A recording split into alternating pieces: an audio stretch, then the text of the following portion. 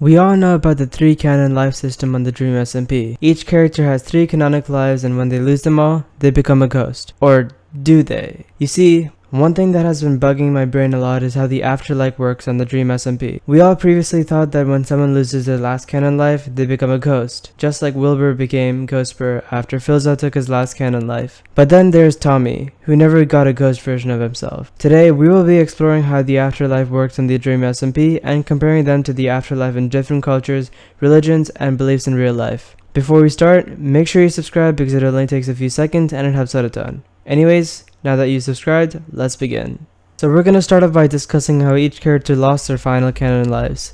This way we can find out what is unique about Tommy and how he never got a ghost unlike everyone else. Let's start with Mexican Dream. This was probably one of the weirdest deaths on the SMP. This is how it happened. During Tommy's exile in Longsteadshire, Mexican Dream explained to Tommy and Dream his origins. Mexican Dream explained that he grew up with, quote, on the streets and with the boys. He made a wall of item frames and posted this picture. He mentioned that Juan Mendez was a big influence to his life because he taught him how to read, write, and count. When Mexican Dream was offered a tent, he refused, saying that the only flooring he knew was the concrete of the streets. When Dream visited Tommy and Mexican Dream, he was rude and careless towards them, which caused a small rivalry between Mexican Dream and Dream. As anyone would, Tommy was questioning if it was all real or if he was just hallucinating. Anyways, in anger, Dream took down the image of Juan Mendez and shot an arrow at the picture of Jose Mendez. Mexican Dream jumped in front of the arrow, desperate to save Jose Mendez's life. He succeeded, but unfortunately lost his second canon life. But nevertheless, his efforts were all thrown down the drain. Dream ended up taking down the picture of the boys and replaced it with a picture of their heads. Furious, Mexican Dream risked his last canon life by equipping netherite armor, a diamond sword, and attacking Dream. Sadly, and obviously, due to Dream's mastery at PvP, Mexican Dream lost his final canon life. Tommy, disturbed by Mexican Dream's death, constructed a monument for him, claiming that he was Tommy's last true friend. Dream also admitted that Mexican Dream was better than him. He died a good man. Mexican Dream will always have a deep place in our hearts, and his memory will live forever. But who cares, since Mexican Dream's ghost still appears now and then, most recently when George Lore stepped on Ghostbur's resurrection shrine. Yes, George Lore is his canonic name. Moving on to Jay Schlatt, who lost his last canon life long ago in a very unconventional way if we're talking in Minecraft terms. After the political campaign POG 2020 lost the elections to the opposing party Schlatt 2020, Jay Schlatt exiled Tommy and Wilbur out of their own country. Tommy and Wilbur formed Partopia, and after months of planning, they teamed up with Technoblade to form a revolution against Manberg, which was what Schlatt renamed the country to. Dream, who sided with Schlatt for whatever reason, gathered up a few members to fight against Partopia. Dream then realized that Schlatt was nowhere to be found, so he stopped the fighting and made everyone gather around Schlatt, who was found in the original Manberg van, drinking, and eventually losing his last canon life. Not to someone killing him, not to traditional Minecraft ways like falling or burning, but to a heart attack. Yes, a heart attack in Minecraft. Jay Schlatt's ghost version first appeared when some of the characters tried to revive Wilbur. We could only hear his voice for a few seconds, and then it was back to Ghostbur again. Schlatt, his ghost version dubbed as Glatt, made another appearance when Quackity found him in a cave filled with workout equipment. He explained that due to the fact that he can't leave the cave, he learned Spanish. That has no relation to what I'm talking about, but I just wanted to point that out because I thought it was funny. Anyways, not much else has happened to Schlatt since he hasn't been spending that much time on the SMP lately. On the same day that Schlatt died, Wilbur went through and lost his last canon life too. During the Pogtopia revolution, he teamed up with Dream to provide himself with 11 stacks of TNT to plant under Manberg, stating that if he couldn't have it, then no one could. After Pogtopia earned Manberg back, Wilbur appointed Tubbo to be president, who appointed Tommy to be president. During that exchange, Wilbur left to some secret place and considered pushing the button that was wired to the TNT, for which reason I can't think of. There he met Philza, who argued with Wilbur and tried to convince him not to push the button. Meanwhile, Technoblade decided that he hated government, so he casually spawned a wither and started killing everyone. Wilbur was like,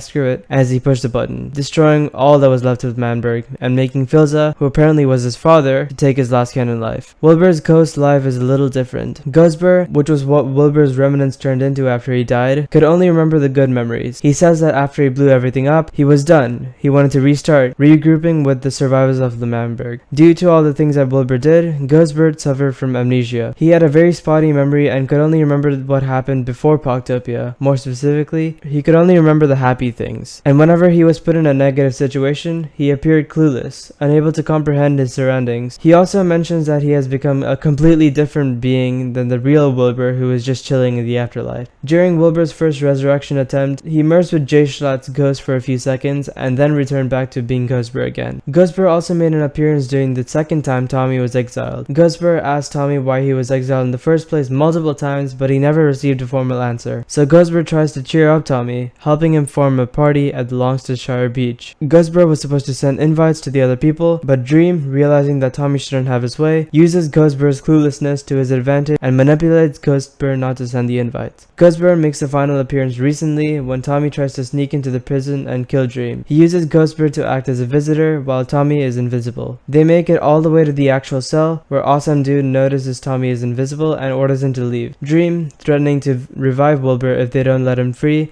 succeeds. In the process, Ghostbur instantly dies, being replaced with the Wilbur that was stuck in the afterlife for the past 13 years according to him. But Wilbur's revival will be covered in another video. You should subscribe if you want to see that. Finally, out of all the people who lost their canon lives, there is Tommy. During his last visit to Dream in prison, TNT can be heard exploding at the top of the complex. I'm pretty sure that no one found out who caused these explosions, but due to the very stupid and unthought out warrants that Tommy signed to enter the prison, he had to stay in the cell with Dream until the security issue is resolved, or until it has been a week since. On day 7 of Tommy being trapped with Dream, Tommy finally gets to Dream's soft spot, making Dream kill Tommy in prison. After this happens, we catch a glimpse of what happens after someone loses all their canon lives. The afterlife. Tommy's lore stream starts out with a black screen, no background noises. Tommy starts talking to Wilbur and asking him how much time is left. He doesn't clarify till what he is talking about, but Wilbur just assumes he's asking when the entire universe will end. They start talking about solitaire, more specifically competitive solitaire. And if you have no clue what that is, it's a card game that you play against your luck. You can't play it against anyone else, which is why it's called solitaire, because it is, well, solitary. It's strange that Wilbur mentions this because it's very oddly specific and it makes no sense at all.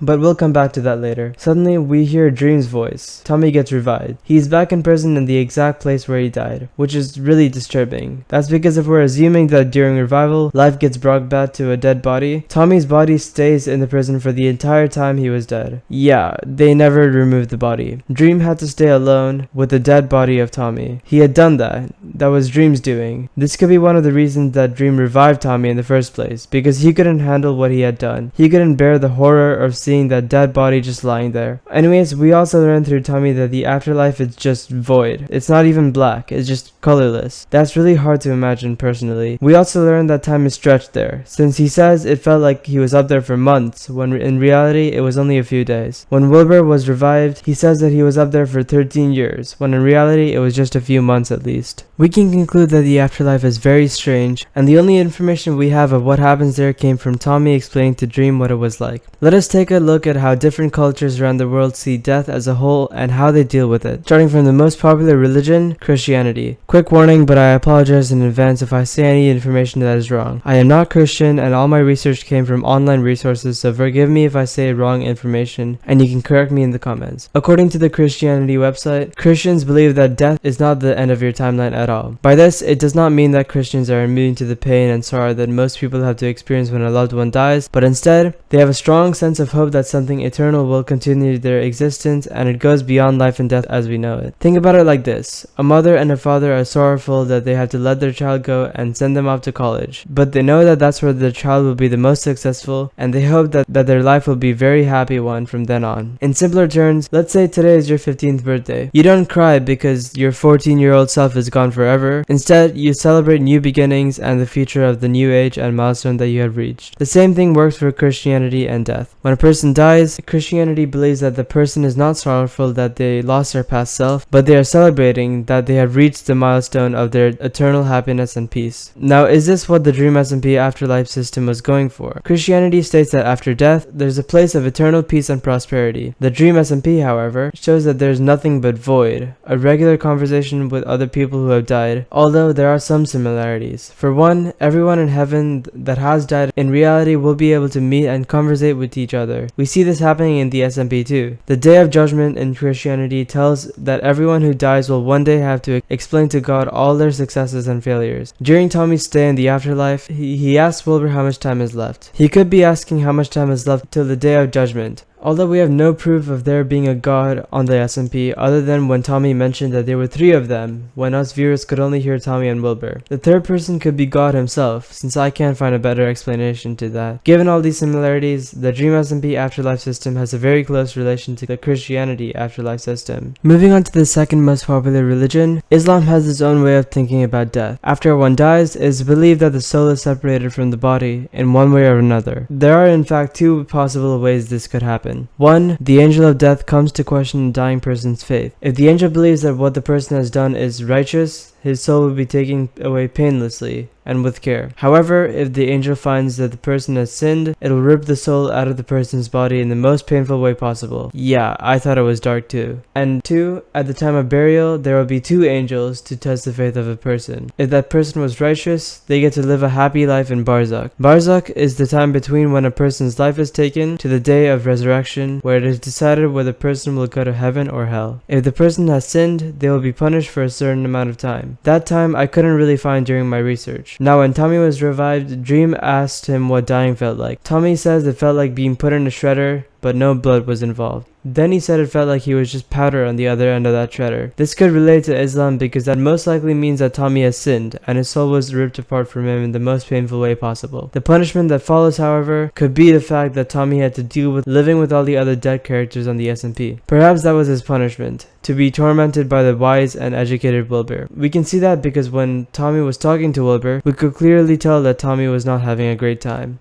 Given that Tommy's feeling of being shredded apart when he died resembled his soul being ripped apart from his body in the most painful way possible in Islamic religion, we can say that the Dream SMP afterlife system is very closely related to the afterlife system of the Islamic religion. Moving on to the third most popular religion, we have atheism. Well, it isn't really a religion because it is the exact opposite. 1.193 billion people are atheists, or around 15% of the world's population. How atheism works is that there is no common belief that everyone is taught to think of death as. There's one belief though that I think will happen after death. Basically, when you are born, there are 2 parts of you, the physical embodiment and the mental consciousness. Your mental consciousness is what makes you, you. Have you ever wondered why you are who you are? Why aren't you seeing from the point of view of someone else? Why was your consciousness chosen to go into your particular body instead of literally anyone else in the world? These are all common questions among people like me. They still remain unanswered, obviously. But when you do die, your consciousness gets separated from your body. Your actual body just becomes an object. It holds nothing. Literally everything that is mental gets wiped. Your soul gets completely cleaned out and instantly gets transferred to the embryo of a random organism somewhere in this world. That becomes you. That's the point of view that you see from next. It could be a human, it could be an ant, a bird, a crocodile, anything. So now your soul has occupied the body of a new organism, and when that dies, the process repeats. Now this is the least probable answer to what the Dream SMP represents. The only similarity here is that when Tommy died, his soul instantly separated from his body. However, in the Dream SMP case, his consciousness didn't instantly get wiped and rerouted to a new organism. It stayed in some deep space void. Maybe that's where all dead souls go, waiting to be appointed to the new organism. When Tommy asked Wilbur how much time was left, he was asking how much time was left until his soul gets put into a new body, so he can be finally wiped clean of his past memories and be alive again. But when Dream revived Tommy, whatever did called Tommy's soul back into the old lifeless body of himself. That might explain how revival works. Speaking of revivals, we can all admit that it is a very interesting topic to talk about. I plan on making a whole video about how revivals work in relation to many other religions in real life, and how it all relates to the Dream SMP. So if you don't want to miss that, be sure to subscribe and turn on notifications because it helps out a ton. Also, let me know what religion you think the Dream SMP is trying to represent in the comments, or just yell at me for giving you all the wrong information about one of the religions. I'm sorry if I did. Looks like the internet can't be trusted. But anyways, that's all I've got. I hope you enjoyed, and I'll see you all next time.